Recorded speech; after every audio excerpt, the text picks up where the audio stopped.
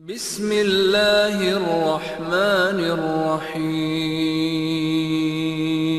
السلام علیکم ورحمۃ اللہ وبرکاتہ۔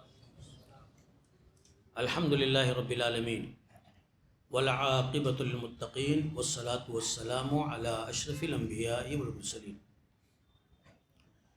قال النبی صلی اللہ علیہ وسلم من سلک طریقا یلتمس فیہ علما سہل اللہ لہ طریقا الی الجنہ، رواہ الترمذی۔ حاضرین گرامی قدر، آج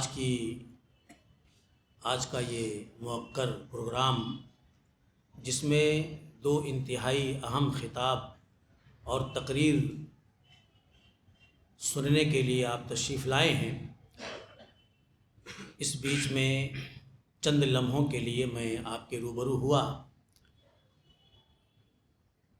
کوئی خاص موضوع میں اس وقت لے کر آپ کے روبرو نہیں ہوں، بس یہ جو مجلسیں ہیں، یہ جو مناسبتیں ہیں، جس میں ہمیں کچھ لمحے مل جاتے ہیں اللہ و رسول کی بات سننے کے اور کچھ اپنے علماء سے استفادے کے، یہ اللہ کی نعمت ہیں۔ آپ یقین جانیے کہ یہ اللہ کی نعمت ہے اور یہ بہت بڑی سعادت ہے کہ آج اس گئے گزرے دور میں، جب کہ ہر آدمی بہت مصروف ہے، بہت ہی زیادہ الجھا ہوا اور بہت ہی زیادہ مسائل میں گرفتار ہے، آپ اپنے چند لمحے نکال کر اس خوبصورت اور اس نیک ترین مجلس میں پہنچتے ہیں اور اپنے ایمان کی تازگی کا سامان کرتے ہیں۔ میرے بھائیوں، آج علم کو حاصل کرنے کا یہ بہت ہی مؤثر ترین ذریعہ ہے، اور آپ یہ جان لیجئے کہ جب تک آپ کے اندر علم دین کا نہیں آئے گا، جب تک آپ علم سے روشناس نہیں ہوں گے، آپ ایک اچھے مسلمان نہیں بن سکتے۔ ایک اچھا مسلمان بننے کے لیے، ایک آئیڈیل مسلمان بننے کے لیے سب سے پہلے علم ضروری ہے، اور یہ علم ہمارے اندر نکھار لے کر کے آتا ہے، یہ علم ہمارے اندر ایمان و عمل کی خوبصورتی لے کر کے آتا ہے۔ اللہ کے نبی صلی اللہ علیہ وسلم کی ایک حدیث میں نے آپ کے گوش گزار کی ہے۔ اللہ کے نبی نے فرمایا کہ جو علم کو حاصل کرنے کے لیے کوئی راستہ چلتا ہے، کوئی سفر طے کرتا ہے، کوئی مسافت طے کرتا ہے، تو اللہ تعالیٰ اتنی مسافت جنت کی طرف اس کا طے کرا دیتا ہے۔ یہ میں ایک فضیلت کی حدیث بتا رہا ہوں ان مجلسوں کی، ورنہ ان مجلسوں کے فضائل میں بے شمار احادیث ہیں، بے شمار روایات ہیں، اور سلف کا طریقہ ہے کہ اسی طرح سے حلقے وہ بنایا کرتے تھے اور دین کا علم حاصل کیا کرتے تھے۔ یہی ذریعہ ہے دین کے علم کو حاصل کرنے کا، توحید کو سمجھنے کا، اور اپنی کامیابی اور کامرانی کے مقصد کو سمجھنے کا یہی ذریعہ ہے میرے بھائیوں۔ یہاں سے علم حاصل کرنے کے بعد، علم کی روشنی اور علم کا نور لینے کے بعد، آپ اس کو دوسروں تک پہنچا سکتے ہیں، اور آپ کے ذریعے سے دوسروں کو ہدایت مل سکتی ہے۔ میں ایک حوالہ آپ کے سامنے رکھوں علامہ مقبل بن ہادی الوادی رحمہ اللہ کا، یہ یمن کے بہت بڑے عالم گزرے ہیں۔ دیکھیے کس طرح سے ایک انسان کا علم کتنے بڑے کارنامے انجام دے دیتا ہے اور کتنے لوگوں کی ہدایت کا سبب بن جاتا ہے۔ یہ یمن کے ایک مزدور آدمی تھے، اور یہ مکے کے اندر یہ مزدوری کر رہے تھے، کام کر رہے تھے۔ تو ایک حاجی صاحب جو عمرے کرنے کے لیے، حج کرنے کے لیے جو جاتے ہیں، انہوں نے ان کو کتاب التوحید جو ہے گفٹ کر دی، کتاب التوحید ہدیہ کر دیا۔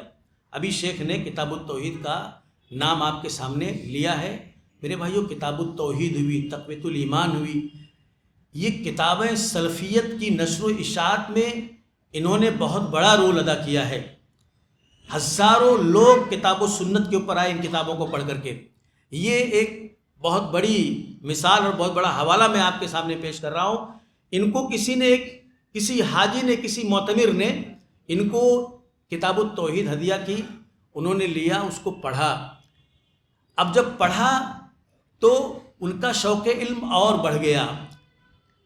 پڑھا تو انہیں بہت اچھا لگا. دیکھو، توحید انسان کی فطرت کو اپیل کرتی ہے، توحید انسان کے باطن کو جھنجھوڑتی ہے. انہوں نے اس کو پڑھا تو ان کو بہت اچھا لگا. ان کی فطرت کی جو آواز تھی وہ بلند ہوئی اور انہوں نے کہا اسی طرح کی مزید کتابیں مجھے پڑھنا ہے. پھر انہوں نے اپنا مطالعہ جاری کیا. دوسری کتابیں توحید پر، سنت پر انہوں نے پڑھی اور پھر کچھ مشائخ سے ان کی ملاقات ہوئی اور علم کا شوق ان کا انہوں نے دیکھا تو ان کا داخلہ جامعہ اسلامیہ مدینہ میں کرا دیا. وہاں انہوں نے پڑھا اور پڑھ کر کے انہوں نے وہاں پر ڈاکٹریٹ بھی کیا، ایم اے بھی کیا. اور وہاں سے پھر یہ یمن گئے اپنے ملک، اور یمن میں انہوں نے سلفی انقلاب برپا کیا. مزدور تھے، کام کر رہے تھے، اور ایک کتاب نے کیسے نہ صرف ان کی زندگی کو بدلا بلکہ ہزاروں لوگوں کی زندگیوں کو بدل دیا. بعض لوگوں نے کہا ہے کہ علامہ شوکانی کے بعد سلفیت پر سب سے بڑا کام علامہ مقبل بن ہادی الوادعی نے کیا ہے. یہ کتابیں جو دی جاتی ہیں، جو گفٹ کی جاتی ہیں، جو ہدیے میں دی جاتی ہیں، ابھی صوبائی جمعیت نے تقریباً 8 کتابیں طبع کرا پر عقید و منہج پر اس کو بہت سے لوگوں تک پہنچایا ہے. المیہ یہ ہے کہ لوگ کتاب لے کر کے اور پھر اس کو رکھ دیتے ہیں. آپ اس کو پڑھیں تو صحیح، دیکھیں اس کتاب میں کیا ہے، کیسے آپ کے دل و دماغ کو یہ کتاب جھنجھوڑتی ہے. یہ کتابیں کس طرح سے آپ کی زندگی کے اندر انقلاب برپا کرتی ہیں. کتابوں نے سماج کو بدلا ہے، معاشرے کو بدلا ہے، حکومتوں کو بدلا ہے. بہت بڑی مثال علامہ مقبل بن ہادی الوادعی، اتنا بڑا توحید کا کام یمن میں کیا انہوں نے. اتنی کتابیں لکھی، مدرسے قائم کیے اور سلفیت کا غلغلہ بلند کر دیا پورے یمن کے اندر. اس طرح سے علم کے ذریعے سے دعوت کا، تبلیغ کا کام ہوتا ہے. میرے بھائیوں، آپ ان مجلسوں سے اور ان علمی مناسبتوں سے آپ جڑیں اور جڑ کر کے علم کو حاصل کریں. آج دیکھا یہ جا رہا ہے کہ دھیرے دھیرے یہ مجلسیں اور یہ مناسبتیں دھیرے دھیرے ویران ہوتی جا رہی ہیں. اب لوگ ان کی اہمیت کو نہیں سمجھ رہے ہیں. لوگ یہ سمجھتے ہیں کہ اب یوٹیوب آ گیا، اب فیس بک آ گیا، یا اسی طرح سے اب اسکرین آ گیا تو اب ہم کو ان مجلسوں کی ضرورت نہیں رہی.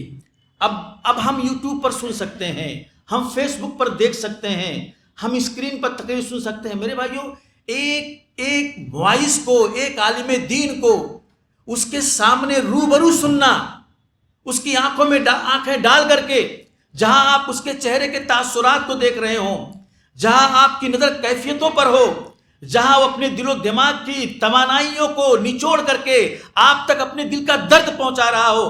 آپ کبھی اسکرین پر اس چیز کو پا سکتے ہیں؟ کیا کبھی اسکرین کی تقریر سن کر کے آپ کا دل نرم ہوا، آپ کی آنکھوں میں آنسو آیا؟ لیکن انہی مجالس میں لوگ روتے تھے اور گناہوں، معصیت کی زندگی سے توبہ کیا کرتے تھے. یہ ہمارے سلف کی روایت ہے. دین کو سیکھنے کا، علم کو لینے کا فطری طریقہ یہی ہے میرے بھائیو، جو ہمارے سلف سے چلا آیا ہے.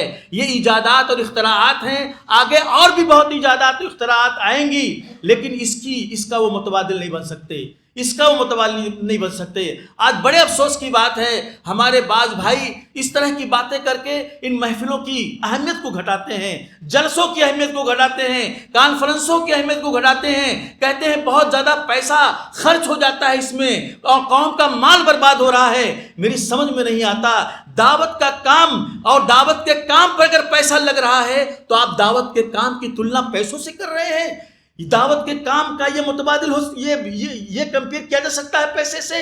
اللہ کے دین کی دعوت کے لیے کتنا بھی پیسہ خرچ ہو جائے، اللہ کے نبی نے کہا کہ علی، ایک آدمی تمہاری دعوت پر ایمان لے آئے، یہ 100 سرخ اونٹوں سے بہتر ہے. ایک آدمی ایک حدیث رسول آپ کے دل کو جوڑ دے، آپ کے دل و دماغ کے اندر ہدایت کا نور پیدا کر دے، اس سے بڑا کام اور کیا ہو سکتا ہے؟ ایک آدمی کی ہدایت کی قیمت آپ کیا سمجھتے ہیں؟ اس کو پیسے سے آپ تولیں گے؟ اللہ تعالیٰ اگر کسی کو جہنم میں داخل کر دے تو کیا زمین و آسمان کا خزانہ دے کر کے اس کو جہنم سے آزاد کرایا جا سکتا ہے؟